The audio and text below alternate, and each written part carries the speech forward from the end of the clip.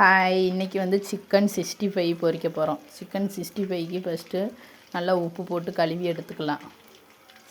உப்பு போட்டு மஞ்சள் தூள் போட்டு நல்லா கழுவி எடுத்ததுக்கப்புறம் கார்ன்ஃப்ளவர் பவுட்ரு, சோள மாவு, அந்த பவுட்ரு போட்டுக்கலாம். எதுக்குன்னா அது வந்து போடுறது வந்து அதாவது நம்ம எந்த ஒரு மசாலா போட்டாலும் அந்த சிக்கனை விட்டு விலகி போகாத அளவுக்கு நம்ம எண்ணெயில் போட்டோன்னா கலண்டுட்டு போயிடும்ல, இதுக்காக தான் இந்த பவுட்ரு போடுறாங்க.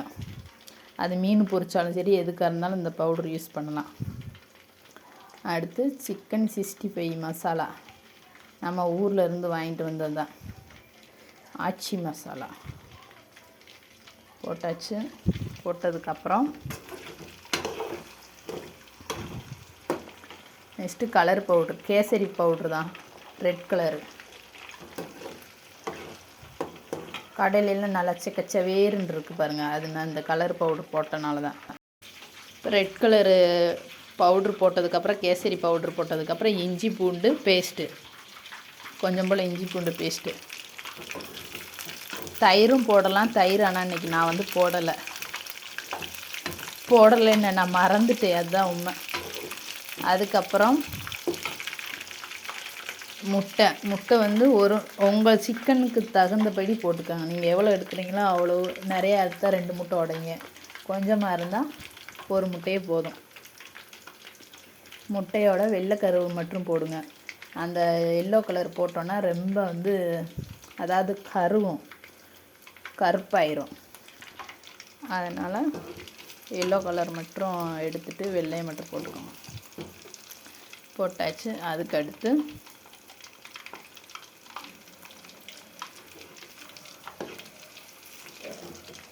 ஒரு லெமனு, குட்டி லெமனு, குட்டியாக இருக்கிறனால நான் ஃபுல்லாத்தையும் போட்டு விட்டாச்சு, சின்னது தான்.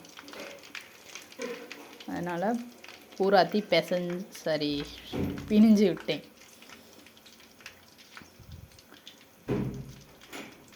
புழிஞ்சதுக்கு அப்புறம் இப்போ எல்லாத்தையும் போட்டு குழப்பிக்கலாம். உப்பு தேவையான அளவு சேர்த்துக்கோங்க. அதுக்கப்புறம் காஷ்மீர் மிளகாய்த்தூள் கொஞ்சம் காரத்துக்காக இந்த இதுவும் கொஞ்சம் போடுவோன்னு சொல்லிட்டு அதுக்கப்புறம் தான் போட்டேன், உரப்பு பத்தாதுன்னு சொல்லிட்டு. கொஞ்சம் கவுச்சி ஐட்டத்துக்கெல்லாம் கொஞ்சம் உரப்பு கொஞ்சம் காரமாக போட்டால் தான் நல்லா இருக்கும்.